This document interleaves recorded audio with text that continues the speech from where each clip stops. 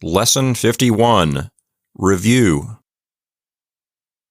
Hi everybody, welcome back to yet another installment of Lenny's Latin class. Today we're on Lesson 51, and that's on page 153.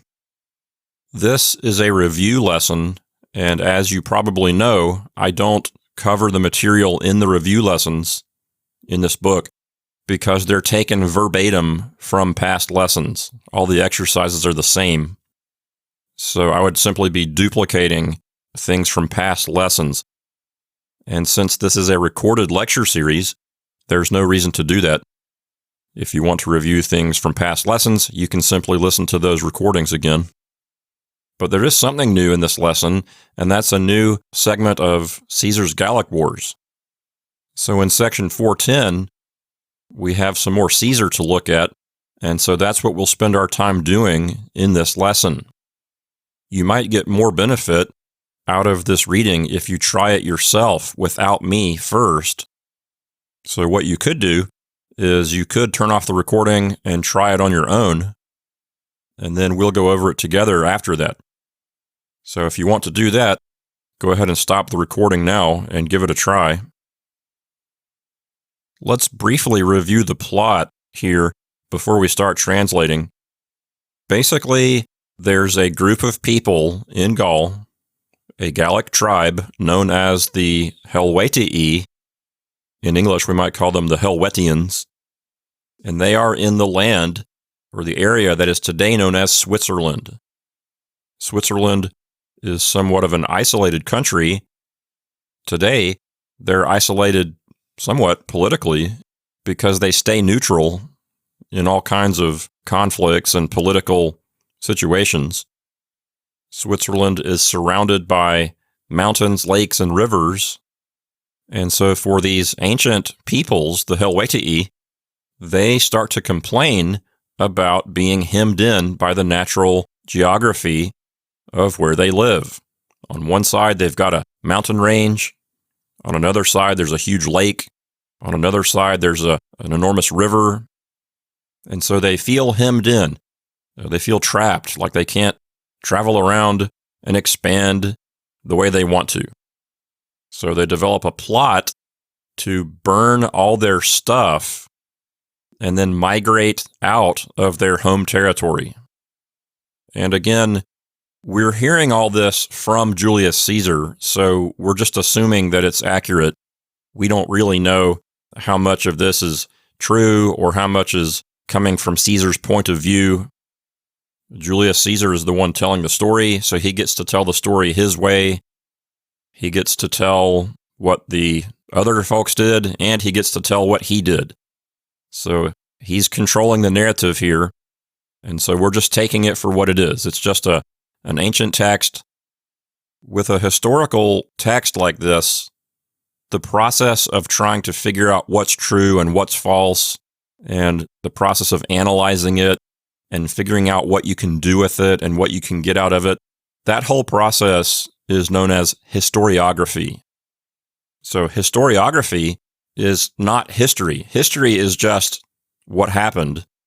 Historiography is figuring out the history. It's using sources to figure out what happened.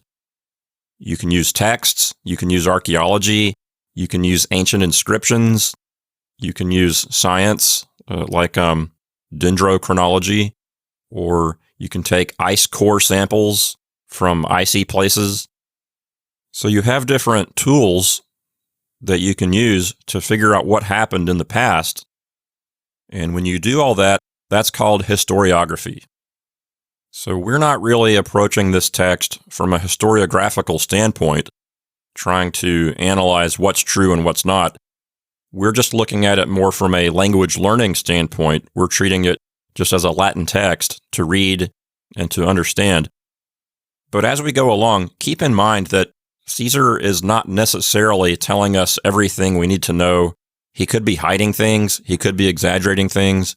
He could be making himself sound better than he actually was, and he could be making the enemies of Rome sound worse than they actually were. Again, it's his narrative, and he gets to tell the narrative the way he wants. again, figuring all that out would be historiography, which we are not doing here. Again, we're just learning the Latin language. So we want to read the text and understand the grammar and the vocabulary, and we'll leave the historiography to the historians. Nevertheless, just keep in mind that you have to take all of this with a grain of salt, because without question, Julius Caesar has his own goals that he wants to achieve with this narrative. And being an accurate historian is not necessarily one of those goals. So take all this with a grain of salt, and let's jump in here to section 410, and let's start reading this new section of Caesar's Gallic Wars. There is no explicitly stated subject here in this first part of the reading. It's just verbs talking about third-person plural people, they. We'll just use the pronoun they. But the they that's being referred to here is the Helvetii. So when we read it and it says they did this, they did that, the they is the Helvetii. So let's start. His rebus adducti et auctoritate orgetorigus per moti constituerunt. Okay, let's stop there. So again, the subject is the Helvetii, and we have a couple of adjectives modifying them or describing them, like adducti, that's ad plus duco, and it means here to influence. And so this is a perfect passive participle. So adducti is nominative plural, and it says something like having been led or having been influenced. And then we have per moti, that's another perfect passive participle later, and that means stirred up or moved or incited, something like that. Literally, it means very moved. That's from the verb moeo, which means to move, the four principal parts, moeo, moere, movi, M-O-V-I, motum. Motus, mota, motum means moved, from the verb moeo, and with per, it means very moved or strongly moved. Remember that per attached to the front of something intensifies it or strengthens it. So the Helvetii are described here as being influenced and strongly moved by things. What are they influenced by and moved by? His rebus is ablative plural. The Latin noun res, generally speaking, means thing, but you can translate it in other more specific ways, like circumstances, arguments, considerations, all kinds of things like that. In our last section of Caesar's Gallic Wars, we were reading about how the Helvetii thought that the size of their country was not proportional to the greatness of their nation. They thought that they needed more land and that their country wasn't big enough. And so we read about Julius Caesar describing their country as far as the size of it, how many miles long and how many miles wide, and how they felt that that just wasn't enough land for a nation that famous in war and for a nation so large with so many people. So that's what we have from last time. And so his rebus really is referring back to those ideas. So adducti means having been influenced, and then his rebus is ablative of means. By these circumstances, by these realities, by these thoughts, by these ideas, by these arguments. Let's say circumstances. Let's say this. Influenced by these circumstances, then we have auctoritate orgetorigus. That means by the power of orgetorix. Orgetorigus is genitive singular. That noun there is the third declension noun auctoritas. And it reminds us of the English word authority. So oftentimes we want to translate it as authority, but there are actually lots of other things it can mean. It can mean prestige, credibility, power, ability, influence. So it can mean authority in the way we describe it today in English. But there are other ways to translate it. For example, importance might be a good way. But we don't have to do that. Actually, authority is not really a bad translation here. I'm just trying to get you to see that there are other ways to translate the word. So these three words here, auctoritate, orgetorigas, per moti, those words say strongly moved by the authority of Orgetorix. So this aristocrat, Orgetorix, is egging them on. He's the one trying to get them all to do this plan of burning all their stuff and migrating out, doing a mass exodus out of Switzerland. And then we have the verb constituerunt. Here we can translate it as they decided. That's perfect tense, third person plural. So influenced by these circumstances and strongly moved by the authority of Orgetorix, they decided. And we have a complementary infinitive working with constituerunt, and that's comparare. Comparare means to prepare, and then ea is the direct object of comparare. So they decided to prepare ea. So ea is neuter plural accusative. And remember what I've told you about the neuter gender. When it's talking about things and stuff and inanimate objects, they'll use a neuter pronoun to represent that. So here, ea is a neuter accusative plural form of is, ea, id, and so it doesn't have any noun with it. It doesn't have those things. It doesn't have the word for things or stuff or supplies with it. It's just ea. It could mean these. It could mean those. So here, ea is substantive. It's working as a pronoun, not as an adjective to modify anything. So constituerunt and comparare and ea together would say something like, they decided to prepare the things, or these things, or those things. It's neuter plural accusative, so it has the idea of inanimate objects, things, stuff. That's the meaning I'm trying to get across to you. Now we have a relative clause, starting with quae ad profaciscendum pertinerent. So that's a relative clause. Quae means which. Quae is referring back to the antecedent ea. So ea and quae will say the things which. Quae is plural because the antecedent ea is plural. Quae is neuter because the antecedent ea is neuter.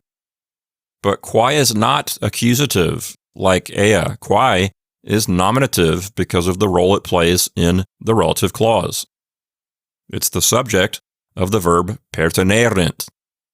So starting with constituerunt, it would say, they decided to prepare the things which pertain.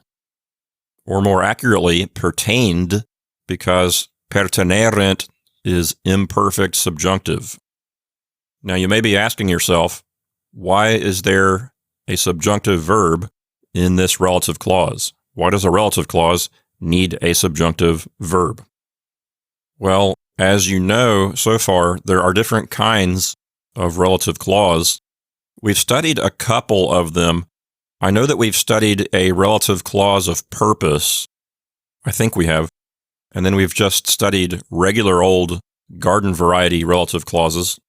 But this particular one, I think, is what you would call a relative clause of characteristic.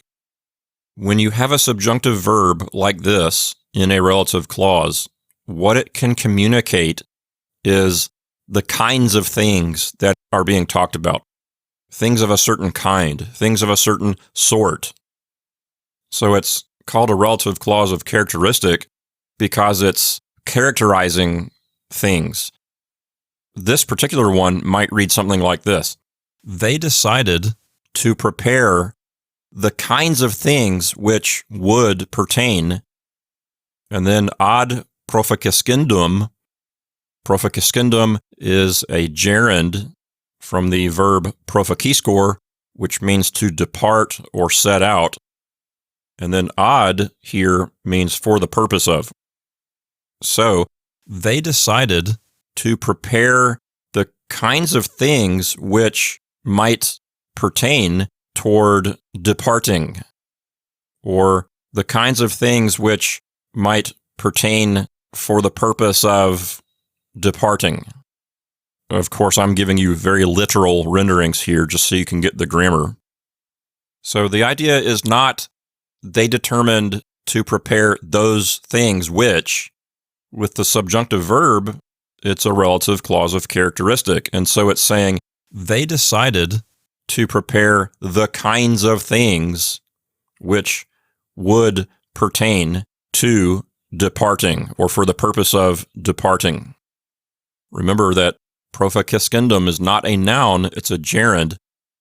He actually could have used a noun that means departure, which is profectio, same root, but just in noun form. He could have said ad profectionem, which literally means to departure or for the purpose of departure. But for some reason, he chose to use a gerund in the accusative case. Moving on to the next sense unit, we have iumentorum et carorum quam maximum numerum coemere. Notice the two dots over the E in coemere. That is called a diaeresis, and it means to not pronounce those two vowels as a diphthong. So you say co, and then you say the E sound separately. So coemere. It's not coimere. And again, as I've mentioned before, the CO here is really a prefix, so it has a feeling of separateness. And I think that's why it doesn't form a diphthong with the E there.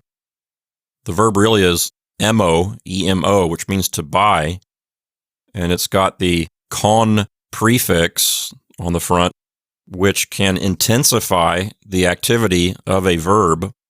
So amo means to buy, con amo, or the N goes away and you just get co-amo. That means to really buy, to buy up, to buy lots or buy vigorously.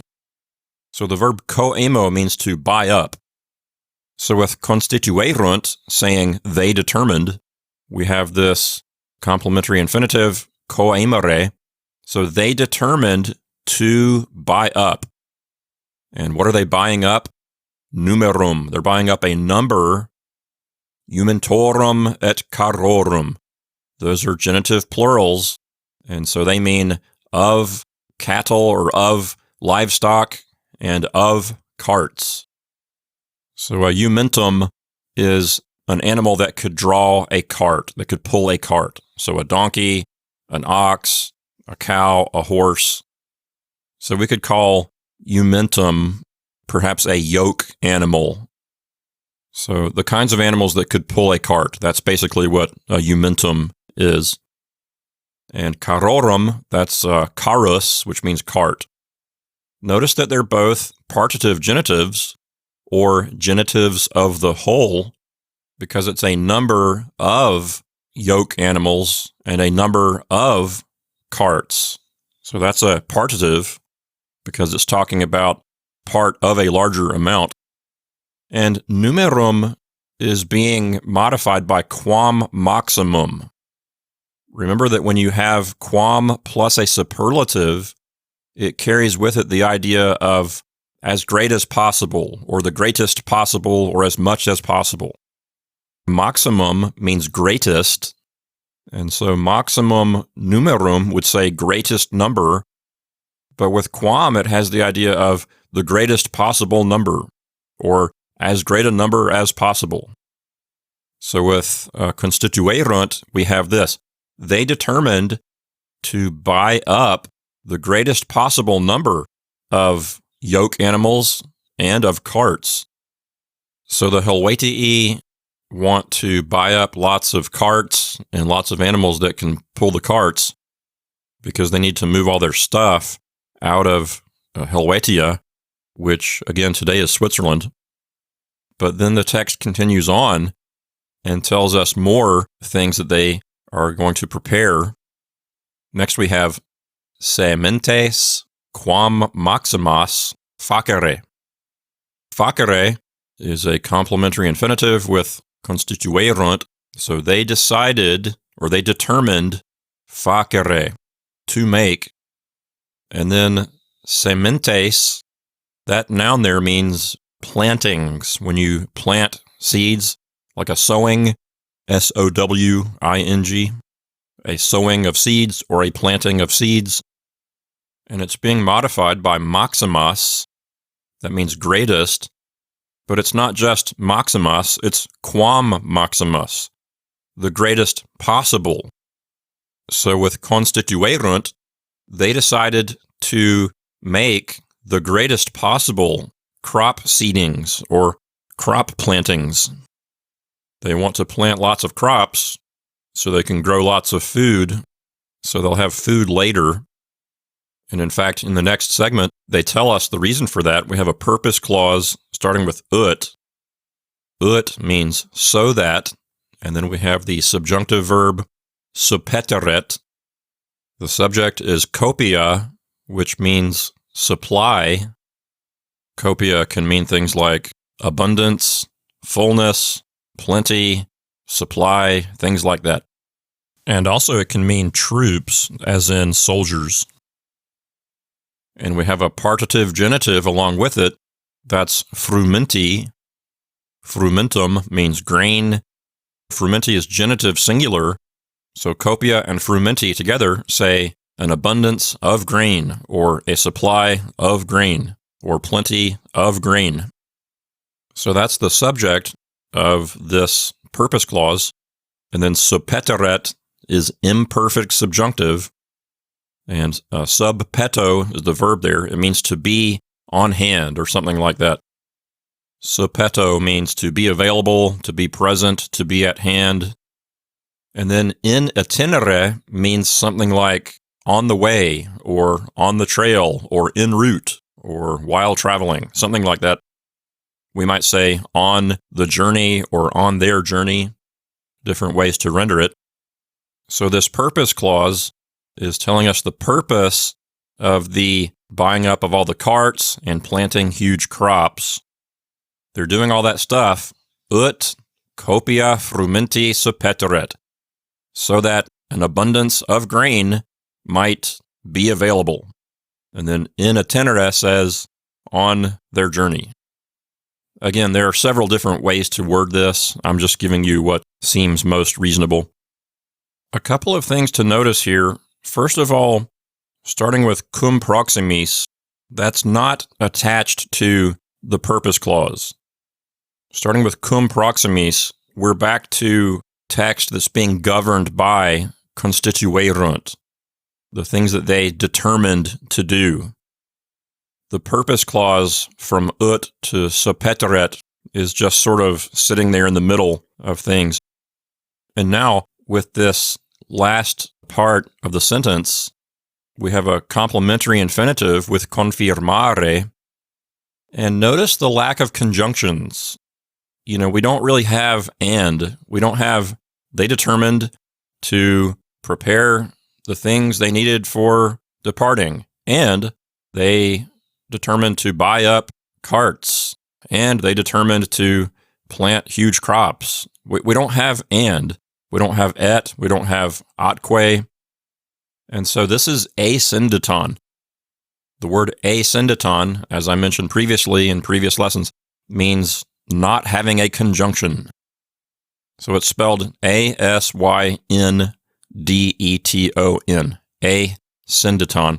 The syn means together, and the de part has to do with binding or connecting. And then the a at the beginning is an alpha privative that serves to negate whatever comes after it. So asyndeton means not conjunction, literally. And so by not having and here, or any kind of conjunction connecting these little clauses, it can make it a little bit difficult to render into English. And in fact, we might throw in a conjunction into our translation to smooth it out a bit. But anyway, that rhetorical technique or poetic technique of not using a conjunction, that's called asyndeton. So we don't have the word and before cum proximis. We do have the complementary infinitive confirmare. That means to strengthen or affirm. It can also mean establish. That's a compound verb, confirmo. Firmo by itself means to strengthen. And then con is intensifying or strengthening the idea of the verb. So the con is strengthening the strengthening. Confirmo means to make firm, to establish, to fortify, to strengthen. Why don't we translate it as establish? So with constituerunt and confirmare, we have they determined to establish pacem et amicitiam.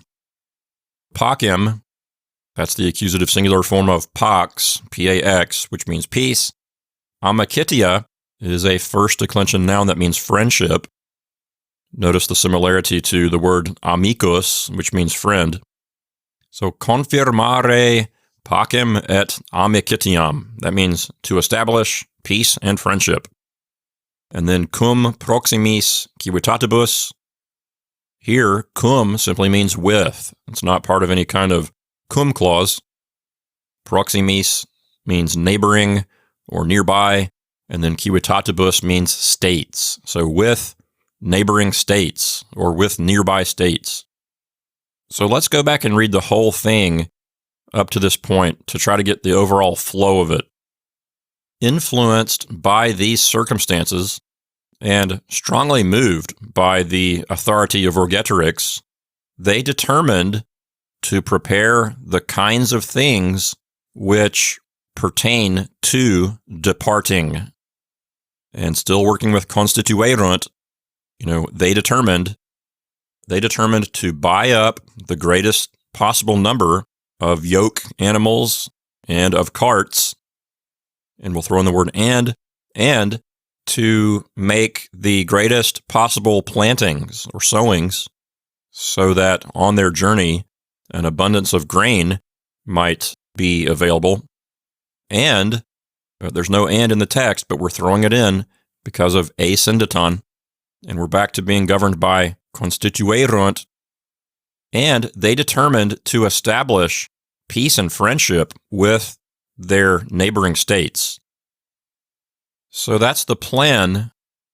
They're preparing for this big mass exodus out of Helvetia. Continuing on, ad eas res conficiendas, biennium sibi satis esse duxerunt. The verb here is duxerunt. It's third person plural. It's perfect tense, and it's they doing it. Of course, the they is still talking about the Helvetii. This is the verb duco, which means to lead, but it can also mean to think. And so that's what's happening here, is duco means think. And so duxerunt says they thought, and then after duxerunt, we go into indirect discourse. And in indirect discourse, you need a subject accusative, and then you need an infinitive to be the verb. And so biennium is the accusative subject, and then esse is the verb. So biennium means a period of 2 years. The bi at the front means 2, and then the ennium part is an altered form of annus, which means year. So what we have so far would say they thought that a period of 2 years was. Remember that in indirect speech, the tense of the infinitive verb is relative to the tense of the main verb. Here, duxerunt is in the past, and since esse is a present tense infinitive, it goes into the same time frame as the main verb. And we can translate it simply as was. We can say they thought that 2 years was. And then satis means enough. So they thought that 2 years was enough. That's the basic idea. Sibi is dative, and that means for them or to them. And so it says they thought that 2 years was enough for them. Then we have ad eas res conficiendas. Here, ad is meaning for the purpose of, and we have a gerundive here, which is something we have not seen in a while. What is a gerundive? Quick review. A gerundive is a future passive participle, and it acts as an adjective, modifying some kind of noun. So a gerund is different. A gerund, like on line 2, proficiscendum, that's a verbal noun. It's just a noun, like departing is a noun, kind of a substantive thing. It does not usually have any kind of other things connected to it. Occasionally, you'll see a gerund taking a direct object. Not too often. But usually it just sits there by itself, like a noun. But a gerundive is a future passive participle that acts in an adjectival kind of way, as an adjective. One more thing, a gerund only has 4 forms: genitive, dative, accusative, and ablative. So really not too many forms there. The nominative form really is covered by the infinitive. So there's no nominative gerund. But a gerundive can take lots of different forms because it's conjugated like a first and second declension adjective. And that's what we have here with conficiendas. Sorry to get too long-winded. I just wanted to give you a quick review of the difference between gerund and gerundive, because they have similar names and they have similar morphology. The N and the D there, students can confuse those sometimes, so it's good to review. So conficiendas is a form of the verb conficio. That's con plus facio. Similar to perficio in the sense that it's facio plus a prepositional prefix. So conficio can mean things like prepare, accomplish, finish, produce. Basically, it can mean anything. Well, not anything, but it has lots and lots of meanings. Probably accomplish is a good way to translate it here. Conficio actually can also mean to kill someone in the sense of finish them off. We have that same expression in English, I'll finish you off. So what you'll find in Latin is that lots of verbs have very literal meanings, and then extending from those literal meanings, you have extended or figurative meanings. One of my Latin professors used to say that in Latin, there aren't that many words.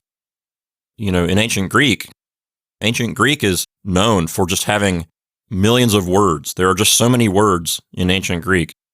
In Latin, there's a relatively smaller number of words to work with. And so my old Latin professor used to say that because there are less words, they have to make each one of the words do more things and express more shades of meaning. So ad eas res conficiendas, with ad meaning for the purpose of, it means something like for the purpose of these things to be accomplished. Eos is a form of is ea id, and it's accusative plural. Of course, ad takes the accusative. And then res means things. That's accusative plural also. So eos res says these things, these tasks, these plans. Res can be translated in all kinds of different ways. And then conficiendas is a future passive participle. Here it's acting as an adjective, and it's modifying res. So it has the idea of these things to be accomplished. So conficiendas, as a future passive participle, it expresses the idea of futurity, that something's going to happen in the future. It expresses passivity, that the action will be done passively. And also necessity, the idea that something must be done, needs to be done, or ought to be done. Quick review there of the gerundive. And so this whole phrase here, up to duxerunt, it says, they thought that 2 years was enough for them for the purpose of these things to be accomplished. Now, that's not very good English, and as we've discussed many times, when we have a gerundive, otherwise known as a future passive participle, we can translate it in a non-literal way. We can make the passive conficiendas sound active to make it have better English style. So we'll make it sound like accomplishing these things instead of these things to be accomplished. So we're going to rearrange the furniture there a little bit in that part of the sentence. We've been through that many times. Don't really need to explain that whole thing again. So this area of the reading says, they thought that 2 years was enough for them for the purpose of accomplishing these things. And if you want, you can translate reis as tasks, plans, whatever you want. Lastly, we have in tertium annum profectionem lege confirmant. Confirmant is a present tense verb. It means they establish, they strengthen. There's a footnote here suggesting that we translate it as fix. Fix as in appoint for a fixed date. That's what that means. So they fix, and then profectionem is a word that means departure. And in fact, I mentioned that word a few minutes ago. Up on the second line, we have the gerund profaciscendum, and I was saying they could have used the word profectio, and then lo and behold, here's the word profectio here on the bottom line. So this is profectio, which means departure. It's related to the verb profaciscor, which means to set out or depart. That's a deponent verb, by the way. And so profectionem is in the accusative case because it's the direct object of confirmant. So confirmant and profectionem together say they fix the departure. And we can throw in the word there and say they fix their departure because that's understood. It's not someone else's departure, it's their own departure. Lege here, that's the third declension noun lex, which means law. And so here it's in the ablative singular. It means something like in law or by law. So they're passing a big law throughout their nation about when they're going to depart. So this is really, you could say, things are getting pretty serious. It's not just a pipe dream. It's actually written into law. So confirmat, profectionem, and lege, they fix their departure by law. And then finally, in tertium annum. In means into, against, and then tertium means third, and then annum means year. So here in is taking the accusative case. The footnote here is telling us to translate in here as for. That's how we would say it in English. And so what you get is they fix, by law, their departure for the third year. And so what's happening here is they're going to take 2 years to prepare for it. You know, they're taking 2 years to grow lots of food. They're taking 2 years to buy up lots of animals and carts, to prepare for the journey, to do diplomatic relations with other nations. And then in the third year, they're going to do their big mass exodus. That's what's happening here, as reported by Julius Caesar. One last note, confirmant, they're telling us that that's present tense, but it's historical present, using the present tense to relay past events in a more vivid way. So if you want, you could say they fixed their departure. You could say in the past like that. So starting from ad eas reis, it says they thought that 2 years was enough for them for the purpose of accomplishing these things. By law, they fixed their departure for the third year. That brings us to the end of yet another installment of Lenny's Latin class. I hope you're enjoying this. I'm really enjoying going through all the texts and going through the grammar with you. It's a lot of fun for me, and I hope that you're enjoying it as much as I am. Again, thanks for listening, And we'll see you again next time in Lesson 52.